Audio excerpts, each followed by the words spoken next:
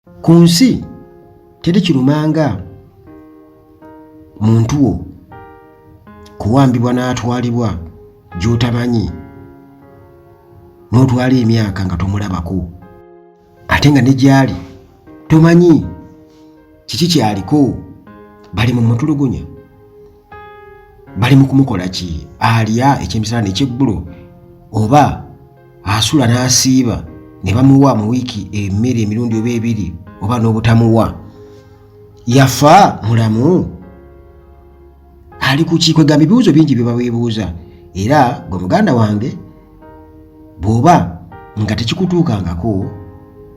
osala n'osirika busirisi oba gwe kituuseeko musaasire busaasizi, kobeere ng'owagira nnyo, nga gweowagira nnyo ebintu ebibi oba osanyukira nnyo abantu abali mu bulumi n'osanyuka munnange lwekiri kutuukako ate gwe olikaaba nnyo nnyo nnyo nnyo nnyo nnyo nnyo era olumwa nnyo nnyo nnyo nnyo nnyo nnyo. Ne bukyenkya akyogerako si yakireeta nti bannaffe be mumanyi obulungi kubanga kino kibi, kugambe kibi, n'afiirwa omwana we bw'ati. Mukama n'agera, njagala okubabuulira asobola okukuba omulanga, era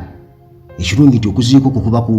kukwatibwa ku butambi, muyinza okumulaba ng'akaaba nnyo naye n'omubuuza ati gwe bw'okulembera ng'obatta, nga waliwo famire z'abantu ababulwa abantu baabwe ng'odula buduuzi simanyi gye bali. Kati bino byonna bye njogera muganda wange, mukyala Kibalama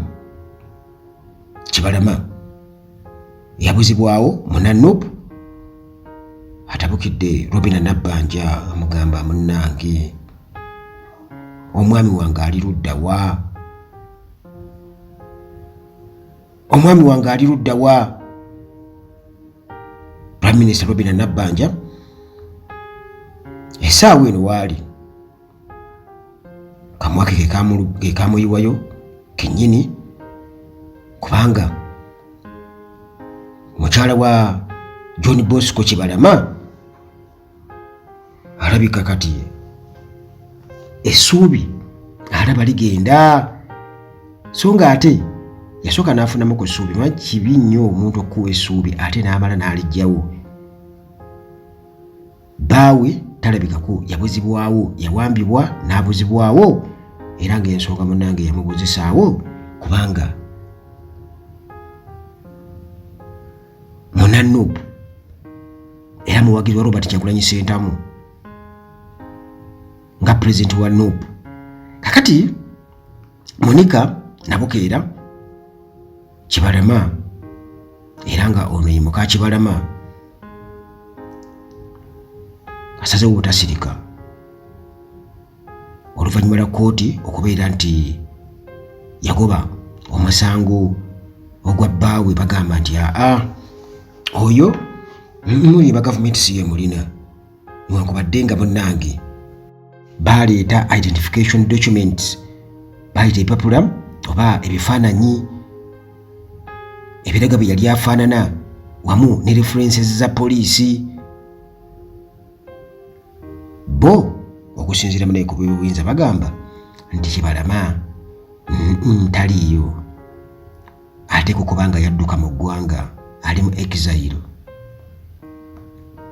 Kati munnange omukyalo ono Monica bw'atyo n'alabika nga alina stress etagambika, era yali afunyemu ku buweerero oluvannyuma lwa Prime Minister Robinah Nabbanja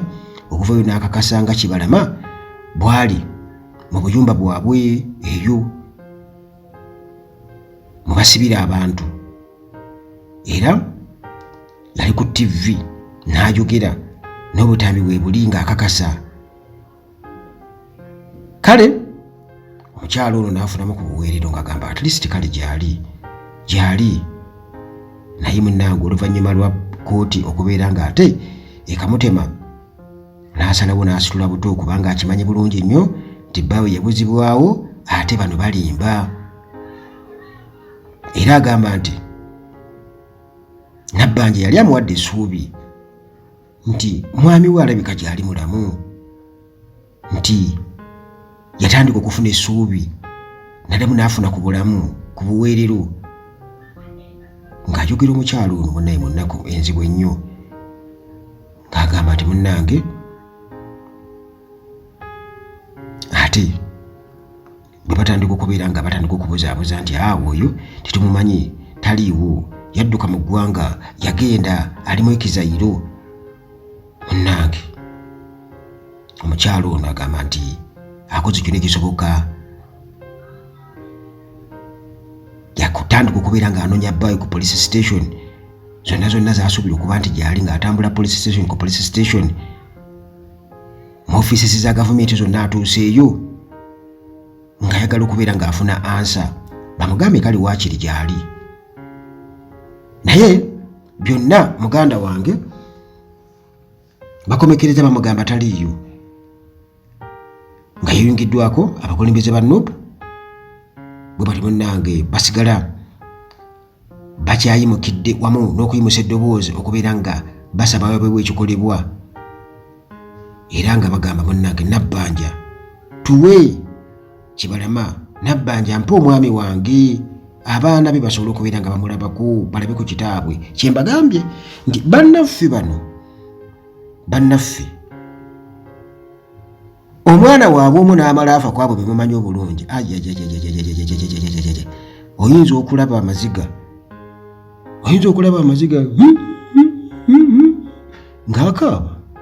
ng'akaaba akabira mwana we naye aba banne beewulira abonja kubamalawo kakati munnange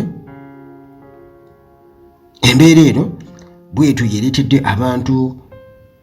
kati nga nze wano okubeera nga munnange tutunulira Prime Minister Robinah Nabbanja era nga tugamba munnaye mwali wadde wa kisa bye wayogera tebiyinza kuba bya nsimattu gezaako kubeera omwerufu ate ne gavumenti ebeere nambulukufu yakulemberamu ekiwamba abantu ne balaka okubeera nga babuzaawo abantu kale munnange tukimanyi bulungi nnyo nti wano okuwagira Bobi Wine musango muloope era gwakalabba naye bwebanga nsobi gino Museveni yali badde yeekuba mu mutima n'agamba nti bannange ebyensi byansi naye kampeeyo abaana nga bwe njagala okulaba ku bange bizzukulu byange byempaana wane ennyumba ndaba bwe ntunula bizzukulu byange ndaba Museveni ow'enkya n'abalala balina endowooza ezifaanaganako bwe zityo kubanga tosobola kukulembera ggwanga mutali bantu ate naawe singa we wabeera mu opposition singa naawe baakutta ebyo byonna Mukama Katonda ng'era munnange bwe twogera bulijjo enjogera yaffe nti mutonzi waffe yakola ki yasalawo naye ng'ekituufu kyali badde kiri nti abantu baali badde bafuna ku ssanya abantu baabwe babeera baafa kale nga baafa kisingako kujja okubagamba nti mumanyi abantu bammwe baatufaako twabatulugunya ne bafa baatufaako batitutegedde obulumi bwabasukkako ne bafa twabaziika wano emirambo twagikola bwe tuti naye nga emirambo bagirina kati ebyo byonna byonna muganda wange kibi nnyo kibi ddala okuleka essaala muganda wange